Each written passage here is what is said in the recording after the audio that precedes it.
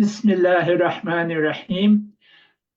دوستای محترم، هموطنای عزیز، برادرها و خواهرها و محترم لودین صاحب، السلام علیکم و رحمت الله و برکاته. بسم الله الرحمن الرحیم و علیکم السلام و رحمت الله و برکاته. دورانه صاحب تاسو ته او له دې لارې ټولو وطنوالو ته خپل سلامونه په نیکو شیبو کې وړاندې کوم. هیله ده چې تاسو او نور وطنوال او مینوال روغ او جوړ اوسئ. ډیره مننه. محترم ورونو خویندو د نړۍ په هر کونج کې سیاستئ، دغه پروګرام ته تاسو ته ښه راغلاست وایو. خدای دې وکړي دا څو لحظې چې زموږ سره تاسو د دې پروګرام نه خوند واخلئ او په ټولنیزو پاڼو کې د نورو دوستانو سره هم شریک کړئ. لودین صاحب هغه ته به لاړ شو نو پروګرام ته به به لاړ پیل شو. کړو.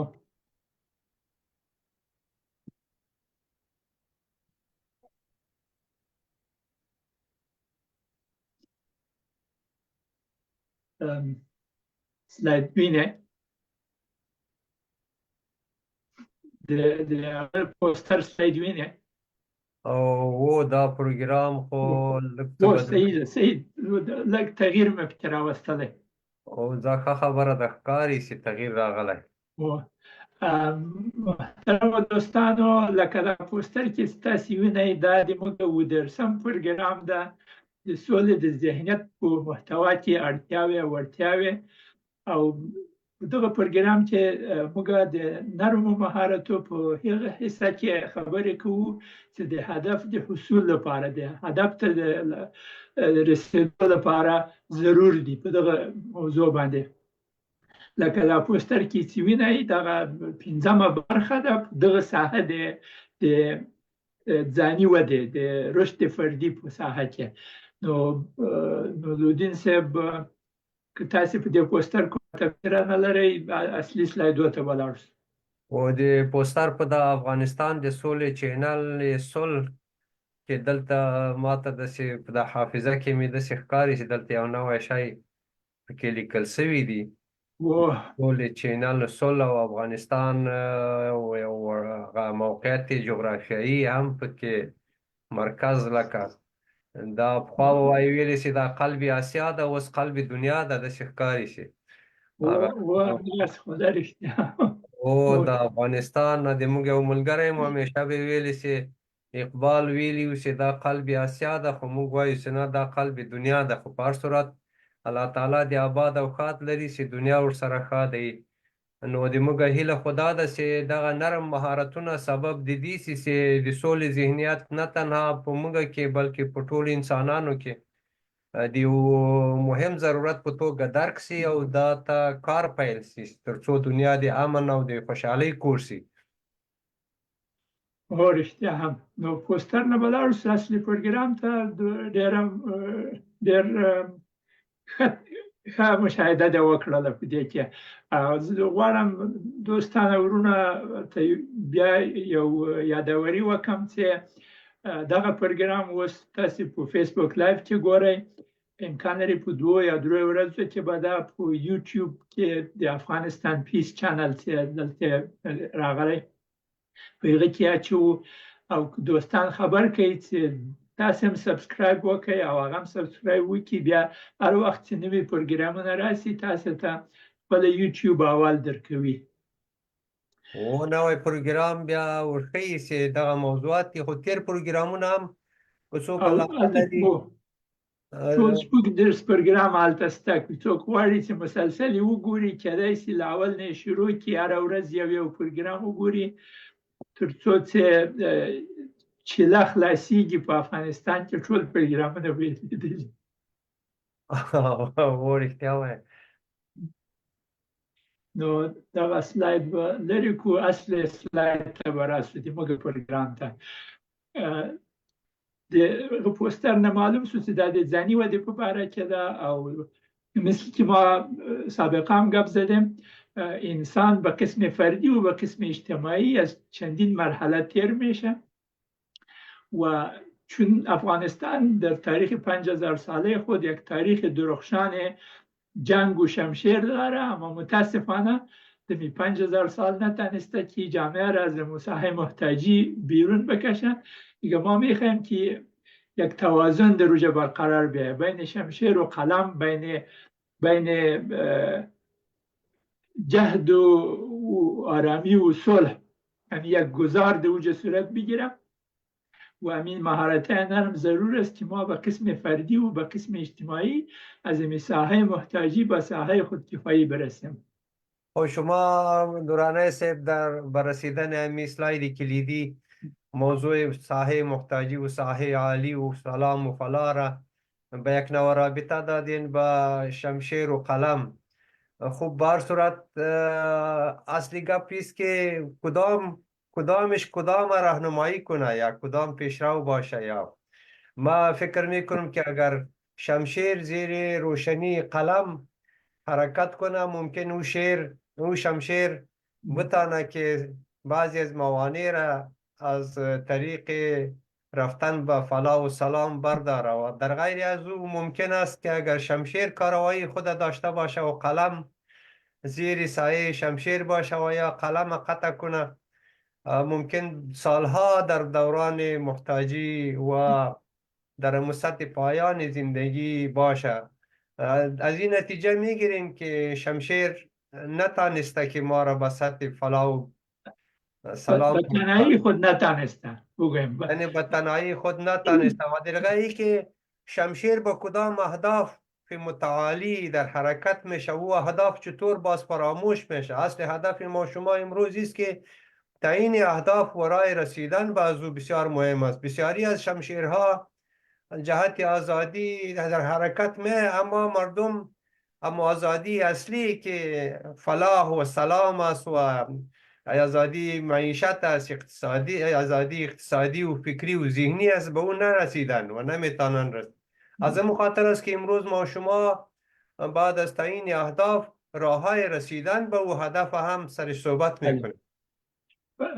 و این چیزی دغه شیان چې موږ خبرې پې کوو دا ده چې موږ هغه هدف په رقم هغه چې ته ورسېږو هغه ولیکل سي او بیا کومې لارې دي چې هغه ته سړی ورسېږي. هغه خیالي منظره چې د هغه هدف په محتوا کې جوړه شوې ده هغې منظرې ته څنګه ځان ورسوو دغه باندې خبرې کوو. نو په مخ به لاړ شو. دا بل سلایدم یو کلیدي سلاید ده چې موږ همیشه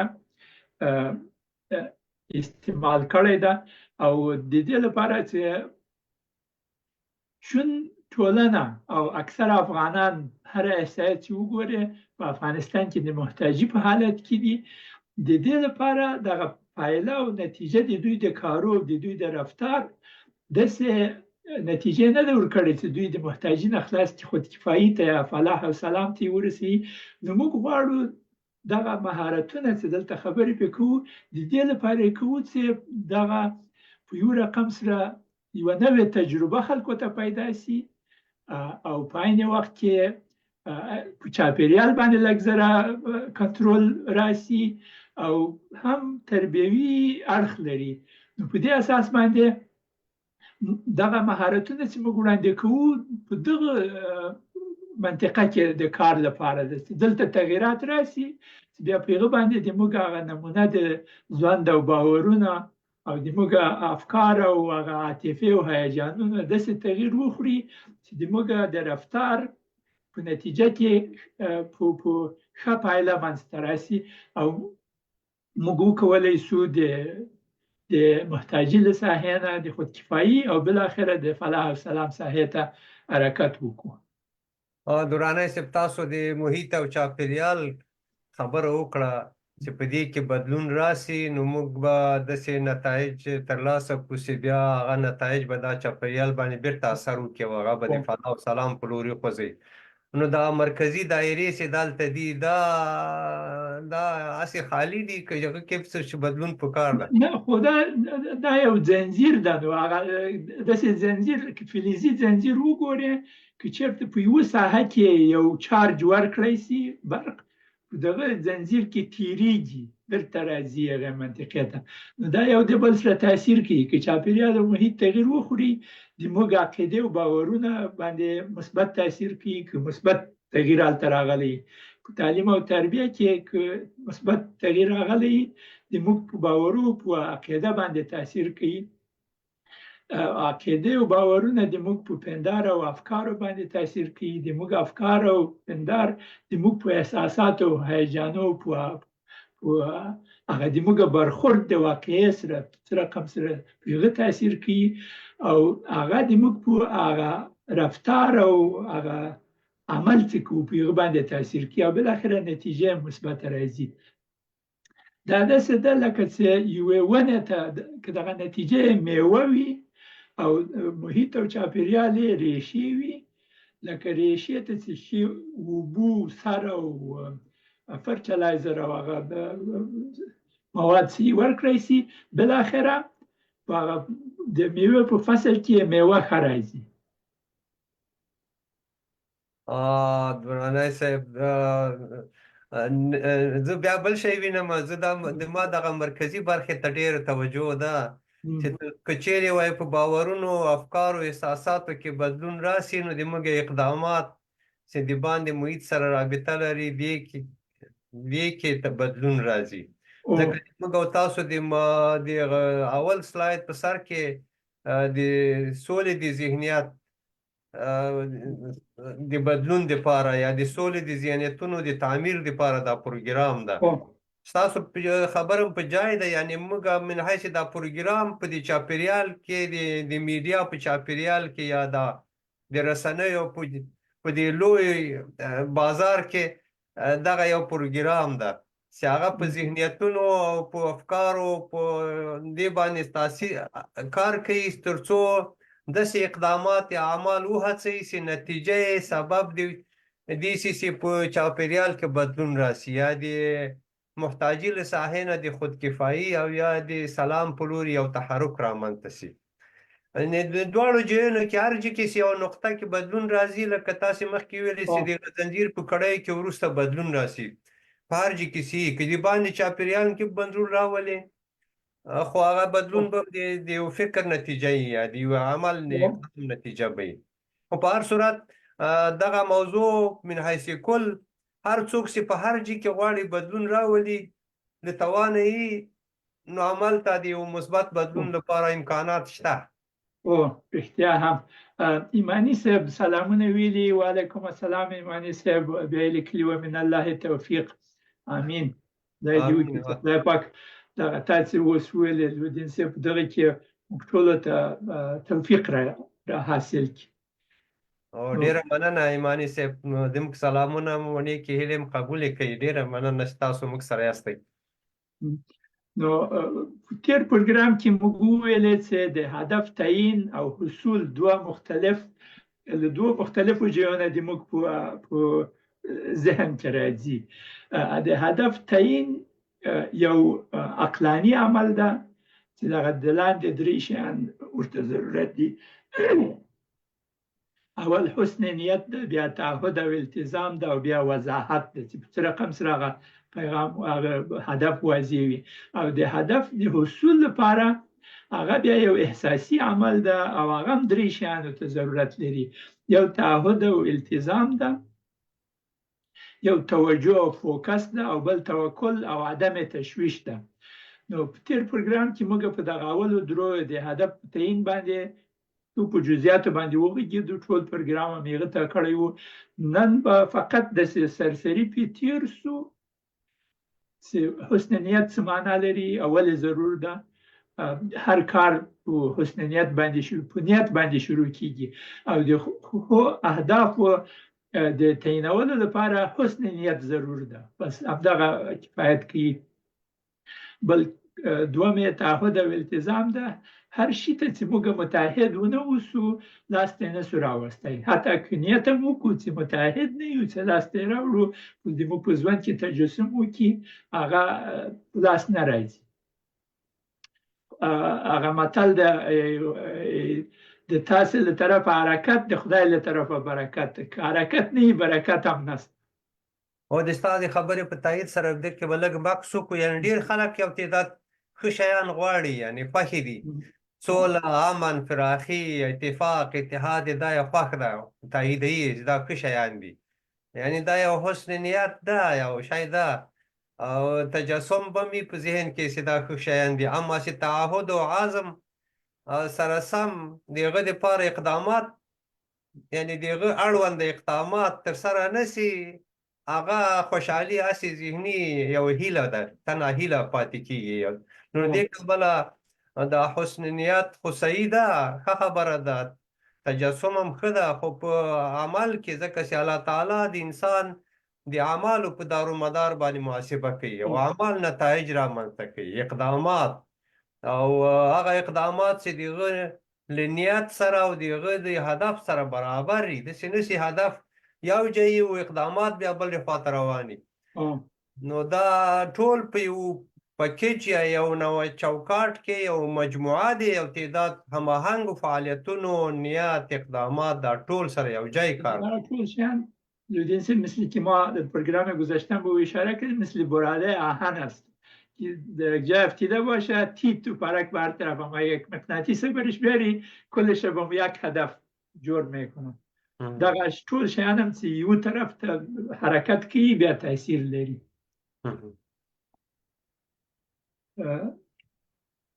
بیا موږ ویل چې د وضاحت لپاره دغه 11-12 شیان زر به پې تېر سو.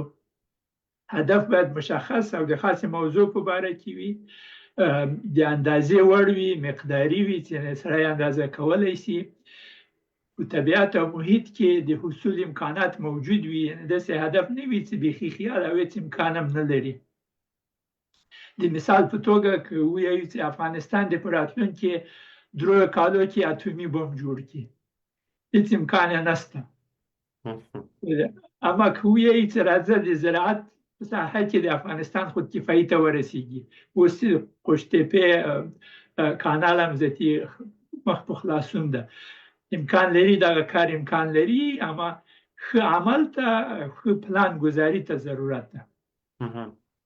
څلورم د ژوند د ودې او مقصد سره اړیکې او ارتباط ولري. که چېرته ارتباط ونه لري، هغه هدف بیکاره، د څه لپاره ده که موږ په ژوند باندې تاثیر ونه کړي، که موږ د محتاجي له دورې نه د خودکفایي دورې ته او بیا د فلاح او سلام دورې ته ونه رسېږي، هېڅ معنا نه لري هغسې هدف. او وخت باید ورته وټاکل شي چې څه وخت کې موږ لاسته راوړو دغه هدف. او شپږم هدف په ماضي او مستقبل کې نه، اما په داسې ولیکل شي چې دغه حاضر حال ده. او په هغه باندې د هدف د لیکلو لپاره مثبت اصطلاحات او لغات وکارول شي. هغه د محتاجي د ساحې نه خودکفایي ته یو خنډ څه ده، د ژبې استعمال ده، ژبه په څه رقم سره استعمالیږي. دغه مثبت اصطلاحات او لغات د هغې ژبې جز ده. هغه هدف د تا خپل هدف وي، د مور او پلار او د نورو هدف نه وي. تا په خپله باید په هغه کې خپل ګټه او سرنوشت ووینې، او هر هدف د بل هدف سره عیار وي، یو د بل په ضد کار ونه کړي، ټول یو د بل سره همکاري کوي. او هدف دومره لوی وي چې هیجان او احساسات راوپاروي، موږ تشویق کړي چې والا واو که دا په لاس راسي، د موږ ژوند به داسې لوی تغییر به پکې راسي، بیا نو شوق او علاقه پیدا کېږي چې د هغه لپاره کار وشي. هدفونه توقیتي عیار شوي وي، یعنې مثلا د 5 کالو لپاره که یو هدف سړی جوړ کړي، تعین کړي چې 5 کالو کې که زه په دغه خیالي منظره کې یم، په 3 کې به چېرته یم، په 2 کې به چېرته یم، کال ته به چېرته یم، په دغه رقم سره تدریجي جوړ کړي. هر هدف باید لوی سبب ولري، ولې دغه کار کوم، هغه د ولې جواب باید ورکړی. د هدف سرچینه د ژوند اصلي مقصد چې هغه موږ پخوانیو پروګرامو کې ویلي وو چې د موږ زه ولې خدای پاک دې دنیا کې پیدا کړی یم، بعد له دې نه چې فرایض او واجبات یې تشریح کړي دي، له هغه نه وروسته یې ماته استعدادونه راکړي، ماته مشخص خاصیتونه راکړي دي زه هغه کشف کوم او د هغو په ساحه کې زه خپل مقصد تعیین کوم چې دغه شیان د ژوند کې دغه وظیفه دغه رسالت چې خدای پاک ماته راکړی دغه لار ده زه له دې لارې نه کوم دغه هدفونه په یوه اندازه باندې وي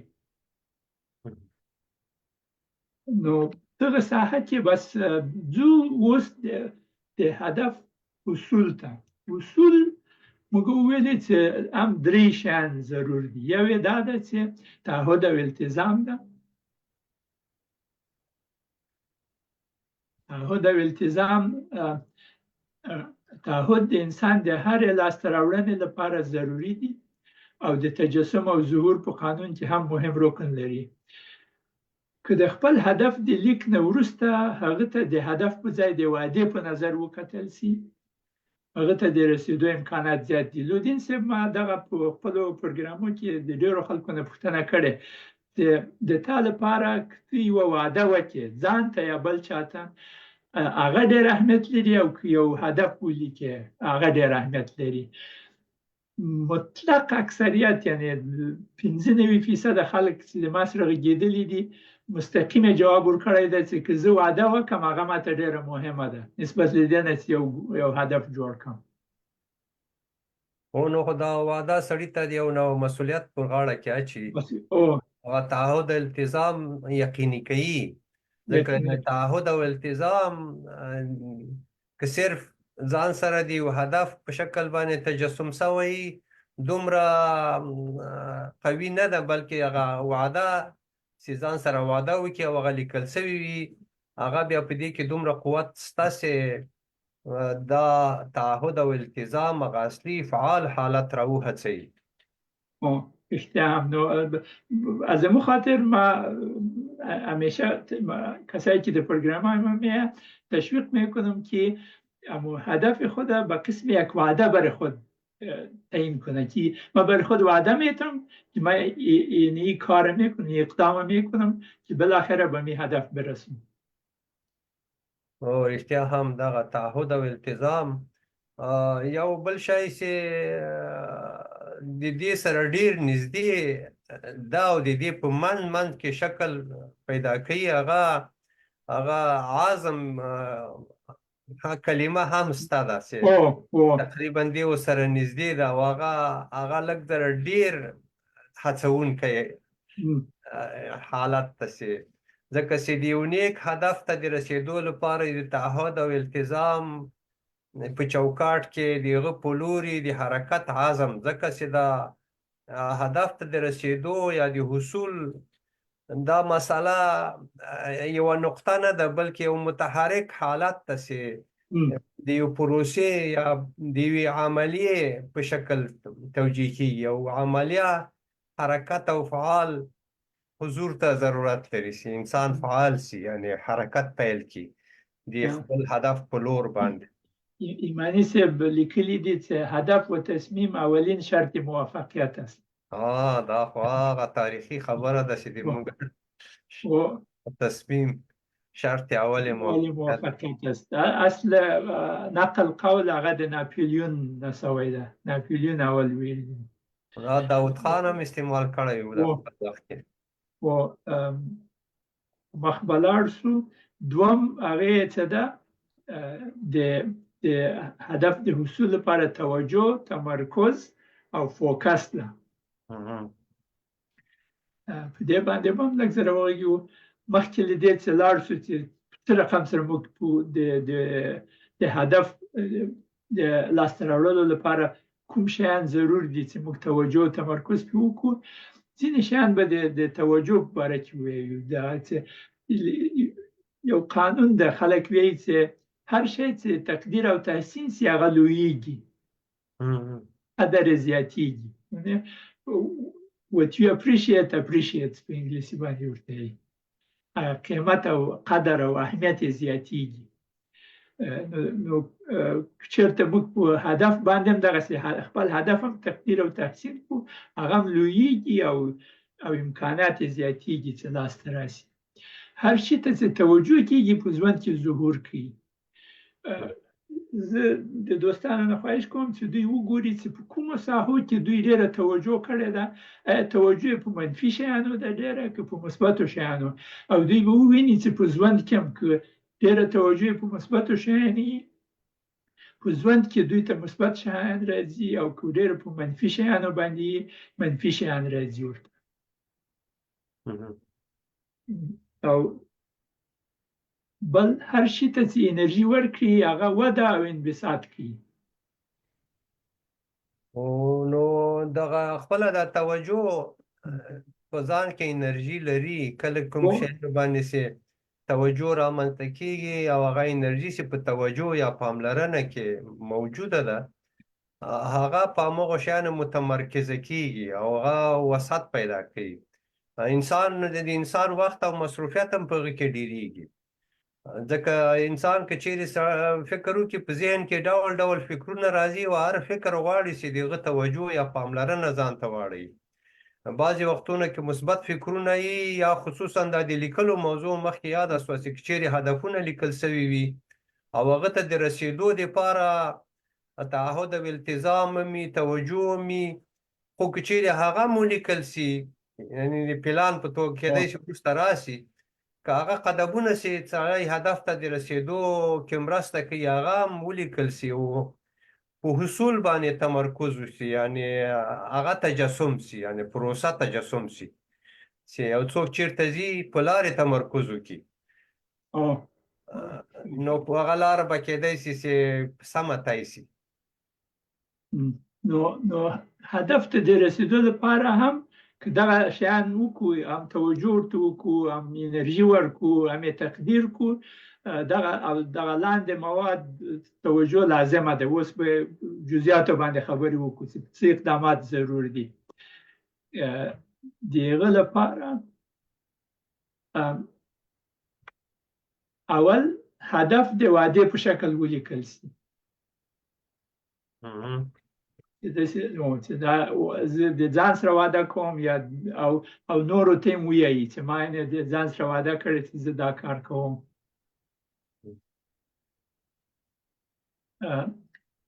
د بریا او لاسته راوړنو خوی او عادتونه وروزل سي. دغه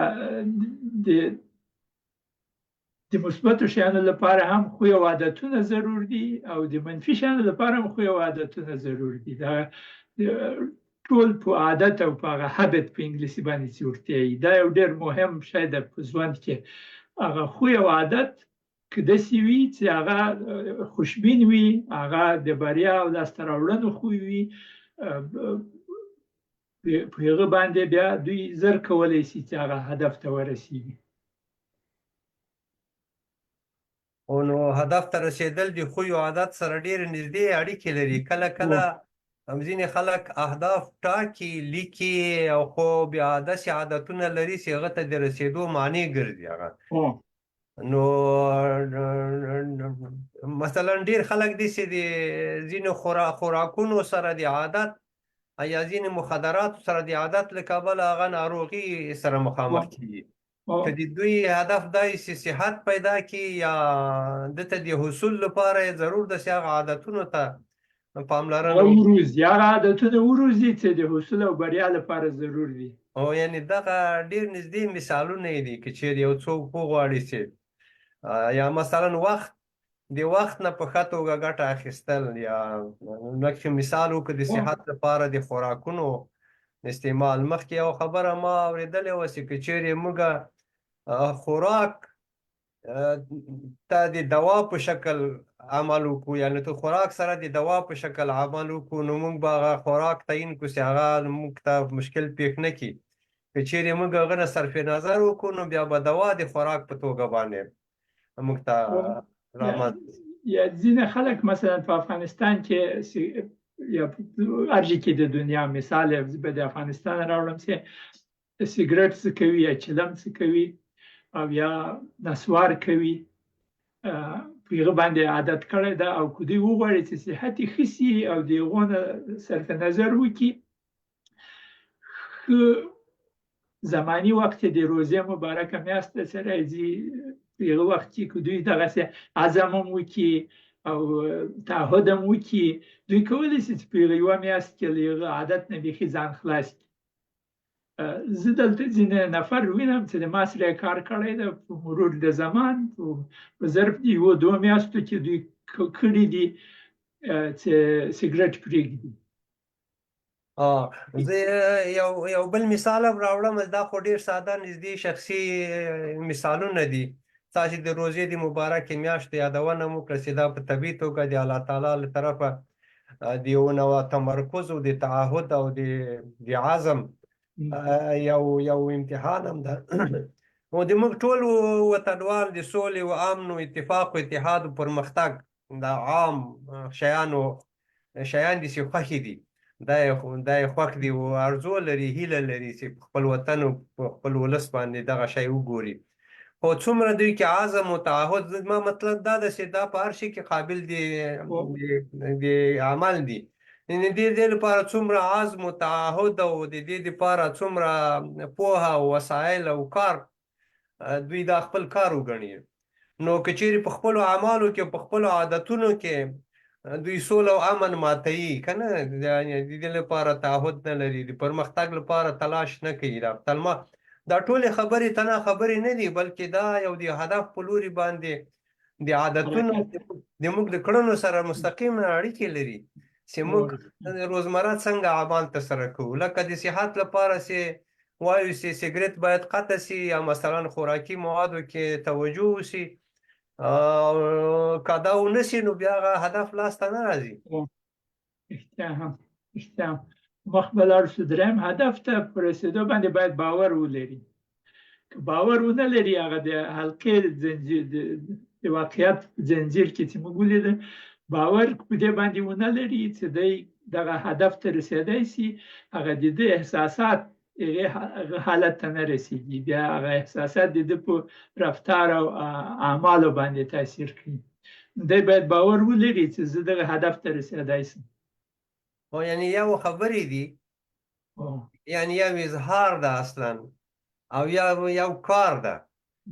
د اظهار او څرګندولو خبرو او کار کولو ترمنځ د نتایجو په اساس ډېر توپیر ده. صحیح ده، خبرې هم صحیح دي، اما اصل عمل خو په کارونو او په کړنو باندې کېږي، او کارونه او کړنې د انسان د عادتونو سره هم ډېرې نږدې اړیکې لري. ځینې هغه عادتونه چې د مثبتو کړنو معنی ګرځي، د هغو تبدیلول، تغییر او ماتول مهم دي چې له هغه نه څنګه سړی خلاص شي. نو په کلونو باندې تاسو مخکې د شمشیر خبره وکړه، هغه ذهنیتونه او عادتونه چې د شمشیر او د زور او د تشدد په موږ کې داسې خمیره سوي دي، موږ وجود کې دومره اخښل سوي دي چې اسانه توګه هغه درکولی نه سو، عملا پکې لګیا یو. نو هغه دا وقایع چې په افغانستان کې پیښیږي، ډېرې سرمایې دي موږ په دې توګه له منځه لاړې او له منځه ځي. نو دا خویونه او عادتونه که چیرې بدلون ونه مومي، موږ خپلو هدفونو ته نه سو رسېدلی.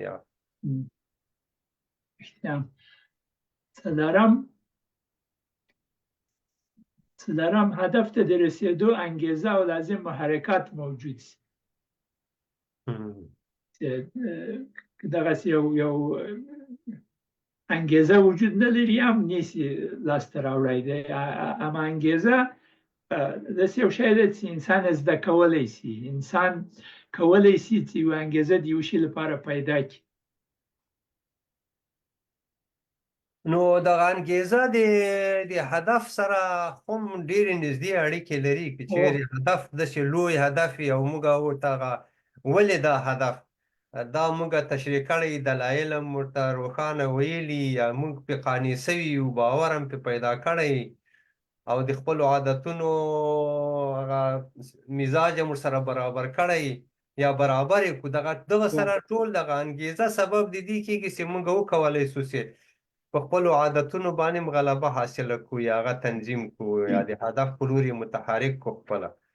یعنې انګیزه ډېر مهم شی ده، ډېر مهم ده. او دغه محرکات کېدای شي هم مثبت وي هم منفي وي.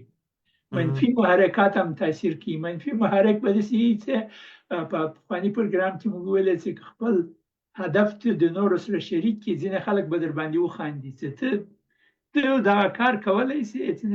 د دې لپاره چې هدف ته ورسیږي، یو محرک پیدا ای چې میخوایم برشان نشان بتم که ما میتونم این کارو بکنم. دام یو لوی محرک ده. یعنی په ځان باندې باور او فوکس مخکې یاده سو چې تمرکز او توجه او فوکس عنوان ده. یعنی که چیرې څوک یعنی نیت وکړي او تعهد ولري او التزام او فوکس ولري، دغه سبب د دې کېږي چې یو تحرک رامنځته سي، یو تعهد رامنځته، احساسات منځته راوړي، انسان په هیجان راولي. او که چا بیا اعلان کړی او ځان سره خلکو ته هم تشریح کړی چې ما دغه تعهد او دغه مې هدف ته او دغه په لور باندې ځمه، نو دا بیا نورم التزام راولي، التزام راولي. او په چې هغه کار ونه کړي اعتبار یې له منځه ځي. نو تاسو مخکې د یو ساختماني فزیکي کار یا کانال د قوشتېپې یادونه وکړه چې په 5 کلو نه وروسته به افغانان انشاءالله د خپلو خوراکي موادو چښتنې چاته به احتیاج نه وي. که دا د یو هدف په لوري باندې یا احتیاجات به رفع وي که مثبت شکل باندې وایو چې موږ هر څه ولرو، نورو خلکو سره به مرسته کوو یا نورو محتاجو ملکو کې به موږ خوراکي مواد او غله او دا بعضې صنعتي توکي موږ به صادروو. هغه د فقر خط کته سي. د فقر خط کته ځي. پنځم شی چې ضرور د هغه د عملي قدم اخیستلو لپاره پلان جوړ سي. تا په دې باندې څو وارې د اشاره ورته وکړله. هغه د پلان جوړول هغه انګلیسي کې یو نوشته ده if you fail to plan you plan to fail. یعنې که چېرته دې کې کم راغلی چې پلان د جوړ کړه، د دې لپاره د پلان جوړ کړی چې کم راسي، چې ناکام سي په هغې کې. نو پلانګذاري سره او د پلانګذاري اصلي شیان څه شي، دغو سوالو ته جواب ورکړي. ته څه شي کوې، څه وخت یې کوې، چېرته یې کوې، ولې یې کوې، د چا سره به دا کار یو ځای کوې او څنګه به یې کوې. دغه سوالو ته که جواب ورکړی سي، دغه د پلان، دغه د هدف د لاسته راوړنو لپاره ډېر وضاحت پیدا کیږي. یعنې پلان بیخي درته ښیي چې دغه کار به داسې کیږي. دغه د مثال په توګه که د ټولنې په سوی وګورو، د قوشتېپې پلان چې د داود په وخت کې سوی و، د کانال به داسې تیریږي، له دغه منطقې نه به شروع کیږي، تر اندخوی پورې به رسیږي، د امو دریاب نه به اوبه راځي، بیا به په دغو ځایو کې نور نهرونه ترې جوړیږي، مځکې به اوبه کوي. په دغه رقم سره چې ټول شیان یې جوړ شوي، ولې به یې کوي؟ د دې لپاره چې بساینه منځته راسي، ولې خلکو ته هغه دښتې چې هلته دي هغه تر حاصل لاندې راسي، د خلکو ژوند ښه سي. دغه شیان ټول دې کې جواب ده. په کومه منطقه کې ولې او څنګه به کیږي. څخه د مثال په توګه زه دغه ساحه کې درته ووایم، چون افغانستان د برق له نقطې نظره خودکفانه ده، برق د نورو نه ورته راځي. نو دغه اوبه چې د امو دریاب نه راځي د قوشتېپې کانال ته، که د برق موټرونه ورته استعمال کړي، امکان لري د موږ همسایګان چې برق موږ ته راکوي دفعتا برق قطع کړي. چې برق قطع کړي ذاتي اوبه نشي راتلی، دا به تاثیر کړي. نو هغه خلک چې هلته کار پرې کاوه، د دې لپاره چې دغه پروګرام جوړ کړي، پروسه کال یا څو میاشتې مخکې دوی اروپا ته راغلي وو چې څېړنې وکړي چې څه ډول موټرونه موجود دي چې د غاز په وسیله باندې دوی کار وکړي. ګازي ماشینونه اوس ګازي موټرونه وي. دغه اوس فعلا په ځینې رکشاوې او ځینې واړه موټر په ګاز باندې چلیږي. نه پوه یم، اما دا خو مخصوص باید دیزاین سي، کنه د دغه لپاره. نو په دغه ساحه کې کار کوو، ځکه غاز په خپل افغانستان کې موجود ده، څوک یې نشي پرې بندولی. بله خبره چې تاسو مخکې وکړه چې 50 کاله مخکې دا پلان ترتیب شوی و، که موږ دا 50 کاله مخکې دا درلودلی، اوس په کوم وضعیت درلوده؟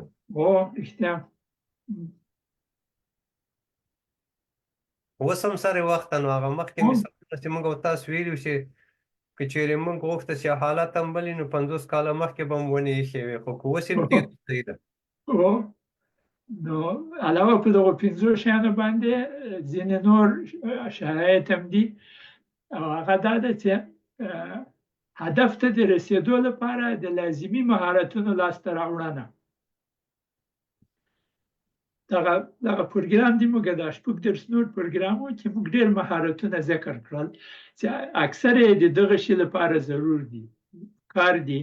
اما چېرته خلکو دغه مهارتونه نه وي د ځان کړي وپوهېدې، نو دوی به مشکلات ولري. د دې لپاره چې هدف ته ورسیږي دغه لازمي مهارتونه باید دوی لاسته راوړي، زده یې کړي. او یا داسې درانه صاحب د هدفونو د ټاکنې دپاره او همدارنګه د هغه د حصول لپاره هم مهارتونه پکار دي. ډېر خلک هیلې لري خو د یو هدفو په توګه پورې د نشي رامنځته کولی یا نشي ټاکلی، یا د لوی هدفونو ټاکل، مثلا د یو مملکت په سطحه، د یو حکومت یا نظام په سطحه، د یو ولس په سطحه باندې د دې لیکل شوی حالت چې تر څو هغه ولس ټول هغه وویني، یعنې یو لرلید او ټول یې خپل وګڼي او د هغه په لوري متحرک سي. اکثره دا ملکونه چې همیشه په جګړو او په ناندریو کې سره لګیا دي لوی اهداف نه لري، یعنې لوی اهداف هلته لیکل سوي نه دي. زه خو دا وایم چې لوی اهداف د مملکت چې هغه ډېر ضروري دي، حتی په لویو بیلبورډونو یا په لویو تختو کې د سرکو مخکې باید په غټو غټو ټکو باندې ولیکل شي، روښانه چې موږ چیرته یو، چیرته ځو، یا مثلا څه غواړو. دا د دې دپاره ډېر پکار دي، په خصوصا د موږ په ملک کې دا شی ډېر مهم دي، په دغه وزارتونو کې، په مکتبونو کې، په پوهنتونونو کې د لوی اهدافو په لوري باندې، ځکه دغه ټول هغه ځایونه دي چې هلته مهارتونه او علم زده کېږي. د لوی اهداف که چېرې نه وي ټاکل سوي یا شفاف نه وي یا مرموزي، موهومي، یا بیخي اصلا معلوم نه وي، نو دا ټولنې ډېرې سرګردانه پاتې کېږي، یعنې ډېرې په تاریکۍ کې ساتل کېږي. نو اکثرا مسؤلین یا چارواکي د خپل ولس لپاره، د خپل ځانو لپاره لوی اهداف باید وټاکي، او هغه اهداف چې د ولس ټوله انرژي او فوکس سبب د دې شي چې هغه قوت پیدا کړي. نو کله چې ولس بیل پاتې او سرګردان وي، خبر نه وي د ځان او نظام چوکاټ یې خپل منځ کې سره نه وي په جوړ، او دا وطن هم په همدا رقم تیت پره کړي، نو مشکلات دي. هر څوک بیا خپل اهداف شخصي چې هغه اعلان سوي نه وي پټ پټ یې تعقیبوي، هغه سبب د جنجالونو کېږي. نو لوی اهداف د افغانانو لپاره یا مثلا اوس دنیا کې بعضې خلک اهداف لري، د ټولې دنیا لپاره قصې لري، خو موږ افغانان باید د خپل وطن لپاره، د خپلو خلکو لپاره ډېر راڼه روښانه اهداف چې هغه متفقې د هر چا هدف وګرځي. هغه شخصي هدفونه هم حتی چې دوی نیسي، یعنې تا خو د ټولنیزو هدفونو په باره کې وغږېد، شخصي هدفونه هم په سویه د پوهنتونو، د مؤسسو، د لارو په سر کې په بنرونه جوړ کړي، په هغو پورې امکان لري نه وي، اما په خپل بانډار کې، په خپل حجره کې خو خلکو ته باید دغسې وویلی شي. یعنې ما مقصد دا و چې دا ډېر پټ شی نه ده چې اصلي تناز ذهني شی ده او موږ پرې غږېږو، بلکې دا د باندې د لیکلې خبره موږ وکړه چې چېرې لوی اهداف چې په هغه کې ټول اجتماع یا د هغه له انرژي نه یا پاملرنې نه توجه شي، په هغه باندې فوکس رامنځته شي، مثلا نظافت یا د ښار د ځان پاکي یا د خوړو حاصلول یا د هغو ساتل. پرون ما چا سره خبرې کولې چې د افغانستان اکثره میوې یا سبزي یا سابه یا بعضې شیان په یو موسم کې راځي، هغه ساتل کېږي نه، اکثره له منځه ځي. که د دې لپاره بدیل کارونه چې ډېر ساده په خپلو ځایو کې له ډېرو پخوا زمانو نه راغلي دي چې د هغو میوو او سبو وچول دي بیا یعنې هم وزن کمیږي هم د ساتنې او د هغه د عمر دغه ساده شیان هم د ولس لپاره پکار دي چې اسانتیاوې رامنځته شي. نو دغه مهارتونه دلته څلورو حصو کې موږ تقسیم کړي. یو هغه مهارتونه وي چې د ځان هغه خپل پندار او د عمل او کردار د ودې زده کړه او روزنه وکړي، یعنې هغه being او doing دغه باندې کار وکړي، being او doing باندې کار وکړي. بل د عادي چوکاټ نه د باندې فکر او ابتکار وکړي، یعنې یو نوی ذهنیت باندې دوی کار وکړي. ځکه هغه مشکل چې یو ذهنیت یو مشکل پیدا کړی په هغه ذهنیت باندې هغه مشکل نه حل کیږي. یعنې هغه ذهنیت چې د مشکل یا ستونزې سبب شوی هماغه ذهنیت هغه ستونزه نشي حل کولی، بلکې هغه ذهنیت باید بدلون پیدا کړي. زه کله کله وایم چې د جګړې په ذهنیت باندې سوله نه کیږي، دلته باید د سولې ذهنیت رامنځته شي. یا مثلا د ورانۍ په ذهنیت باندې جوړه نه کیږي، هلته باید د جوړې ذهنیت رامنځته شي. د قرباني په ذهنیت باندې او په دې هم هدف ته څوک نه رسیږي چې په هغه د محتاجي په ساحه کې به وي. دغه د قرباني ذهنیت دوی د محتاجي په ساحه کې ساتلی دي. د هغه لپاره یو بل ذهنیت ضرور ده، لکه موږ ویلي وو چې د خودکفایي ژبه فرق لري نسبت د محتاجي له ژبې نه، د فلاح او سلام ژبه فرق لري. نو په دغه رقم سره دوی باید دا کار وکړي، د عادي چوکاټ نه د باندې خپل ذهنیت ته تغییر ورکړي. لږ به دغه واضح کړو ځکه چې موږ او تاسو د وطن خلک اکثره د قرباني په ژبه باندې موږ هم کله کله دا وایو. د قرباني ژبه له نورو نه د شکایت کولو ژبه ده، د ملامتولو ژبه ده، او د ځان د سلامتي ژبه ده، او د یو لوی هدف په لوري باندې د هیلو د امید ژبه نه وي پکې زیاته.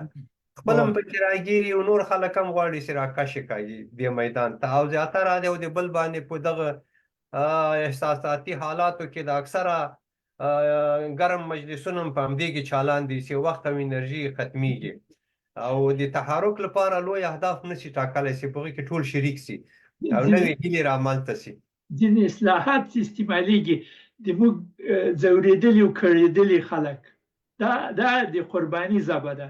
یا ویی که چی کنیم والا کار میکنیم یک لقمنان پیدا کنیم، یک لقمنان هم د قربانی ژبه ده. یوز دیدی چې ویی چې ما ژوند ښه د خودکفایي ساحې ته ورسېږم. دغه اصطلاحات د ما په نظر باندې د دې باعث کیږي چې خلک په هغه ساحه کې پاتې شي. یعنی دا ژبه اصلا د یو حالت نمایندګي هم کوي. درانه صاحب زه خو داسې وایم چې کله چې د محتاجي په ساحه کې خلک وي او هدف ونه لري هلته معمولا دغه ژبه استعمالیږي. کله چې خپل اهداف تعین شي د هغو اهدافو ته د رسېدو لپاره نوې هیلې رامنځته شي، نوې انرژي رامنځته شي، بیا دا ژبه خپله بدلون پیدا کوي. مخ ولاړ شو، د مربي او مرشد مرسته او نظارت هم ضرور ده. یعنې که په فردي ډول باندې یو انسان غواړي چې ځان ته هدف ولري، د هدف ته د رسېدو لپاره زمینه ډېره ښه مساعده کیږي چې هغه نفر یو مرشد یا مربي ولري چې همکاري ورسره وکړي او ورته لارښودنه ورته وکړي. او بل د خپل رفتار او کردار د مراقبت او محاسبې لپاره یو شریک پیدا کړي. چې ما خو د ځان سره دا تعهد کړی ده لودین صاحب چې زه به دا کار کوم، ته به د ما شریک یې، ته د ما نه مراقبت هم وکړې او محاسبه هم رانه واخلې چې دا کار دې وکړه که ودې نه کړه. او یو رښتیا چې موږ یو وخت همداسې یو تعداد ملګري درلودل، د ټریننګ پروګرامونه مو درلودل، بیا به م یو ډېر د اعتماد وړ شخص ته په پټه یو موږ او تاسو خو ښکاره وایو سره په پټه به مو ویلې چې د موږ هغه بعضې مشکلات چې موږ یې لرو موږ یې نه وینو یا زه یې نه لرم، زه یې نه وینم، ته به یې ما ته وایې چې دغه نقطې. خو بیا هغه د فیډبک او یو د بل سره د مثبتو رفتارونو او کړنو د پیشرفت لپاره هغه بیا خپلې طریقې لري چې په څنګه سره شریکه شي. او هغه طریقې لري. موږ د ما په کورسو کې موږ اکاونټیبلیټي پارټنر وایو. بیا هلته ورته وایو چې هغه نفر مه مجبوروه چې تا ته وایي چې دا کار دې کړی ده که نه، ته په خپله راپور ورکړه. ته راپور ورکړه چې دغه کار ما وعده کړې وه، دا د ومې کړ، دغه کار ما وعده کړې وه ومې نه کړ، دغه مې ځان ته یو پنالټي یو جزا مې تعینه کړله، زه به دا اضافي کار کوم یا په دغه رقم سره به زه د دې تلافي کوم. رښتیا وایي.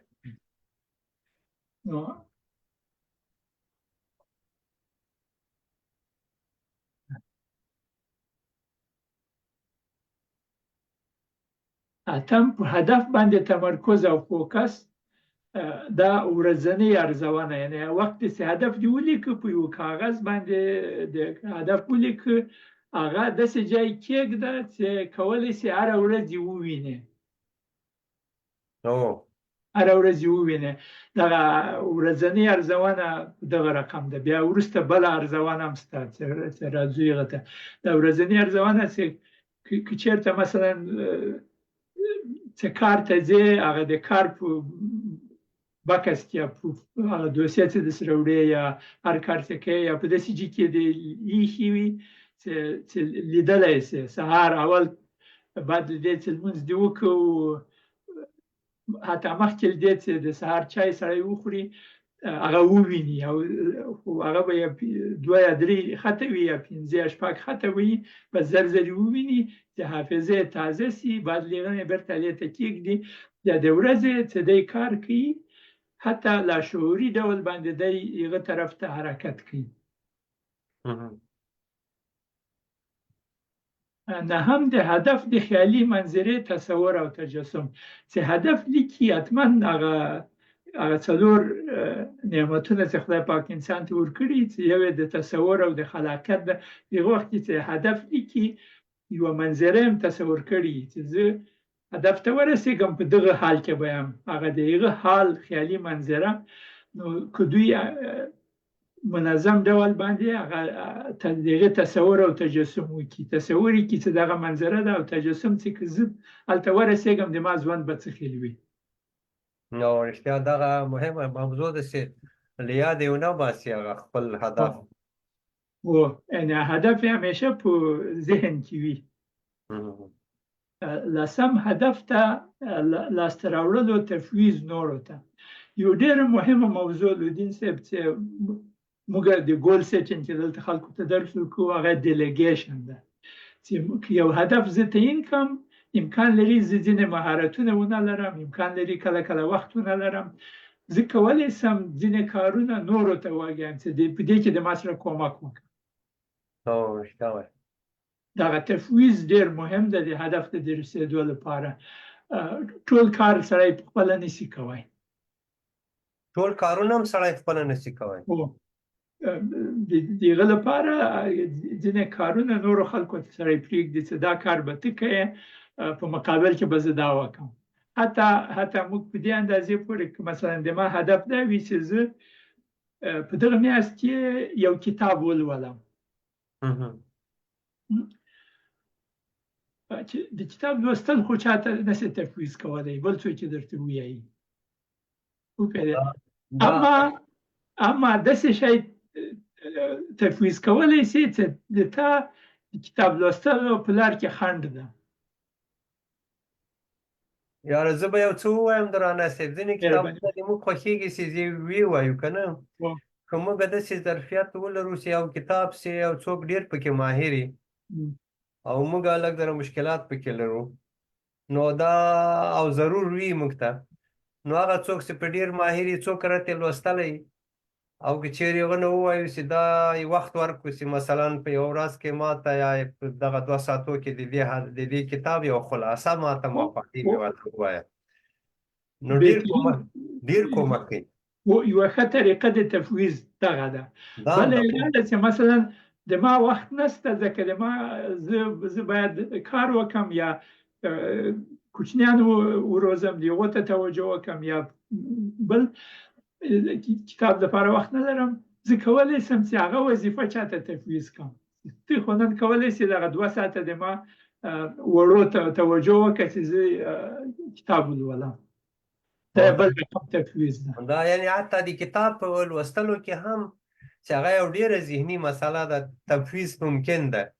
نور فزیکي کارونه خو ډیر کېدای شي چې بیا خاصه توګه ځینې تخصصي کارونه دي چې یو مرحله کې ضرور دي، هغه کولی شي هغه خپل متخصص چاته وسپارل شي یا تفویض. رښتیا هم. 11 د پلان د تطبیق ارزونه او د هغه نه عبرت او تعدیل. تیر پروګرام کې تا وویل هغه د سمارټ په باره کې ته ویل چې سمارټر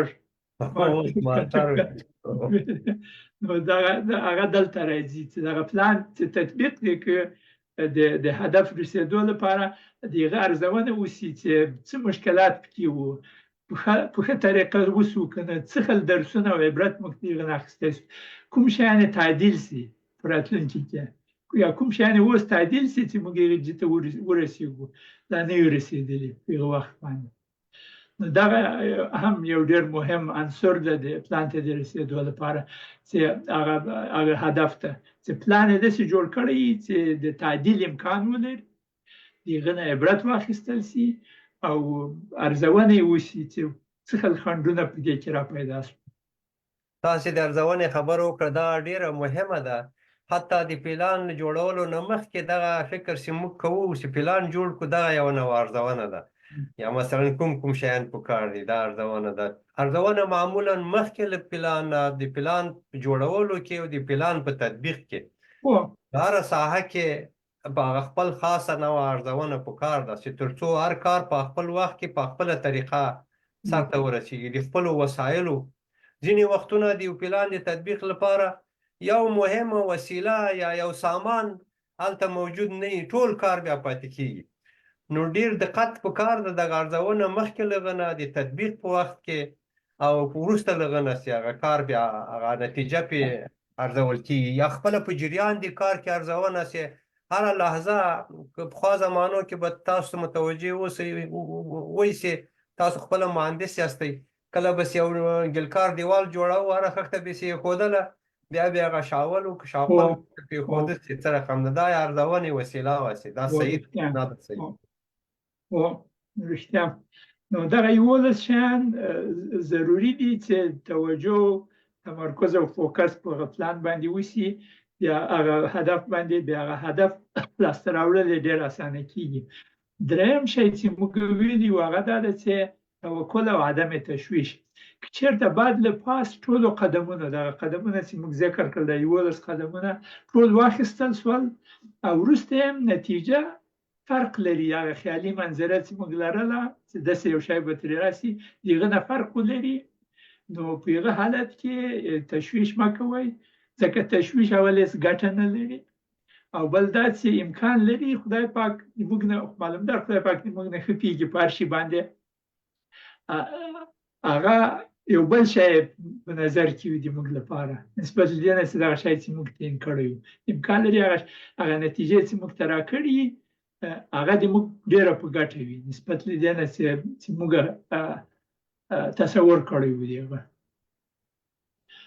په اوسني حال باندې شکر وکړئ او هره پایله او نتیجه چې موږ ته لاسته راځي بېجایه نه ده، انسان عبرت ترې اخیستی شي او د واقعیت په حلقې باندې تاثیر کوي او نوې زده کړې ترې نه حاصلېږي، ځکه الله تعالی له موږ نه همدا غواړي چې په هغه خپل تدبیر او په خپل نیت سره د یو نیک کار د کولو دپاره اقدامات ترسره کړو، نتایج د الله تعالی دي او حتما خدای تعالی وعده ده داسې که چیرې موږ د الله تعالی له لارښوونو سره چې څومره د موږ مسؤلیت په موږه توګه باندې عمل وکړو نتایج موږ ته حاصلېږي.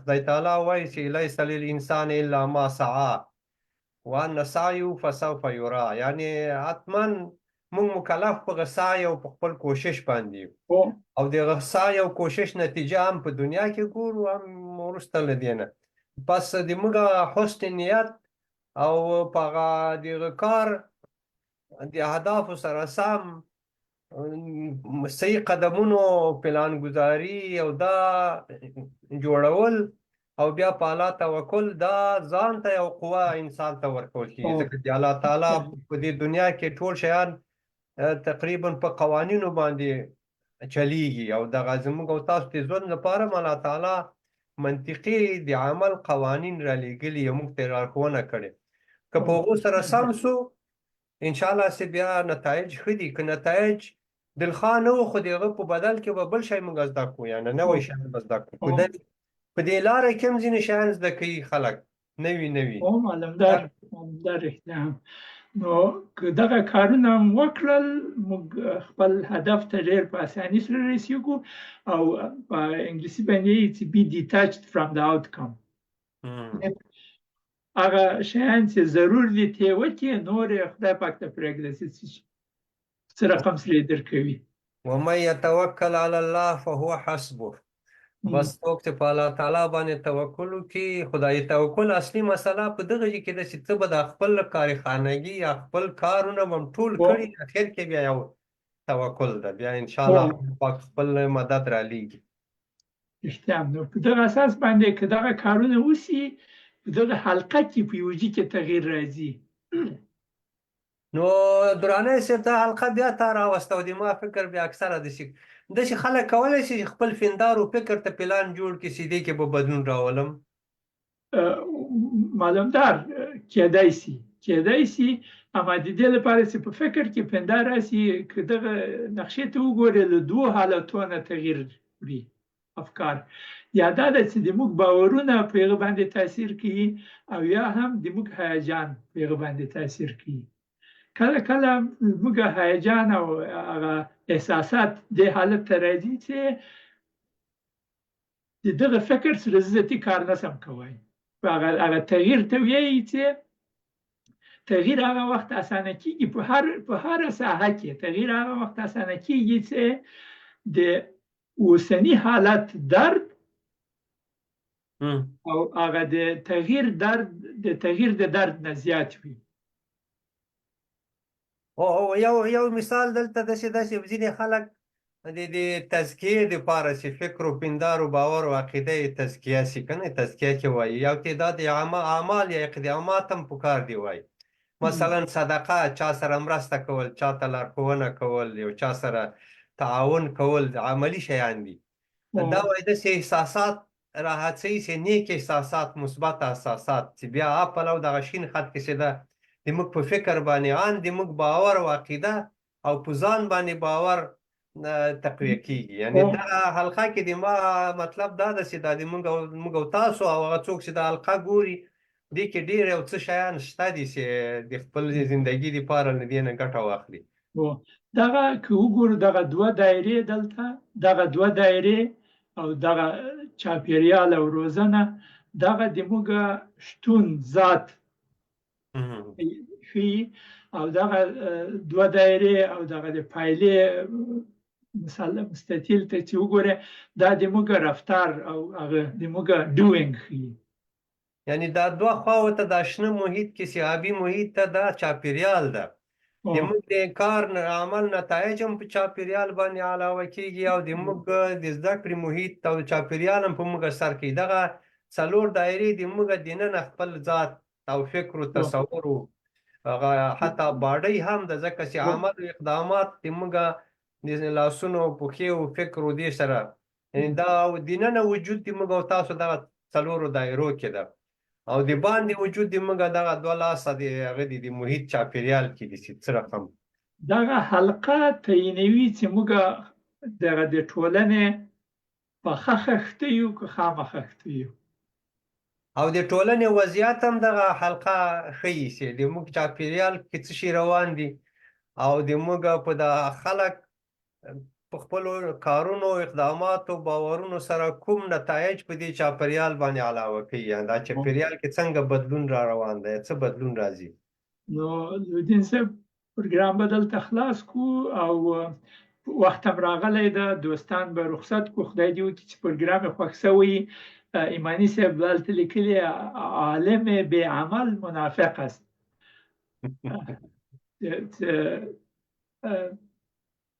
ښه نظر ده ځینې خلک امکان لري موافقه وسره وکړي ځینې موافقه وسره ونه کړي زه کوم نظر نه لرم، اما د نورو نظریاتو ته ټولو ته احترام لرم. ما ته چې دغه شیان زده دي، خو دا د عمل هم کړی ده په دې باندې. او خو زموږ او تاسو یې تاسو شریک هدف د ذهنیتونو کې د بدلون که چېرې قرار کې نو هم وخت تېرېږي، خو موږ وایو چې څه چې له لاسه کېږي هو، او وسایل چې د موږ تر لاس لاندې دي. او ایماني صاحب رښتیا وایي، خو دا خبره خو واضح هم ده چې قرآن عظیم شان کې یو آیه مبارکه کې داسې ویقولون ما لا تفعلون کبر مقتا عند الله ان تقولوا ما لا تفعلون. نو دغه دوه مبارک آیاتونو کې دغه ښیي چې یو څوک چې څه وایي او هغه نه کوي، او نو دا د الله تعالی په نزد ډېر لوی او ناوړه کار ده چې ته ناخبرې کوي. او دا د خبرو کولو او د نه کولو ترمنځ بیا نو هغه د منافقینو یا د ځان سره خبره دا ده چې د کار امکانات دغه کار چې موږ کوو یو نوع عملي اقدامات دي، خو په عام لحاظ باندې یو د عمل چارواکي دي چې ځینې شیان یې لاس لاندې دي او هغه بیا نه کوي که نه. یو هغه څوک دي چې کار یې د کولو یعنی یا موعظه حسنه ده یا یو کار ښودل دي. د موږ مقصد نن په دغه موضوع کې دوه شیان موږ او تاسو ویلي چې یو د اهدافو یا د موخو ټاکل دي او بل هغه ته د رسېدو لارې چارې دي. په دغو خبرو باندې خبرې وکړي او هر څوک خپل اختیار لري چې ځان ته کوم رقم اهداف ټاکي او څنګه مخته ځي. دوستان به رخصت کو. ډیره مننه دوستانو د تاسو د وخت نه.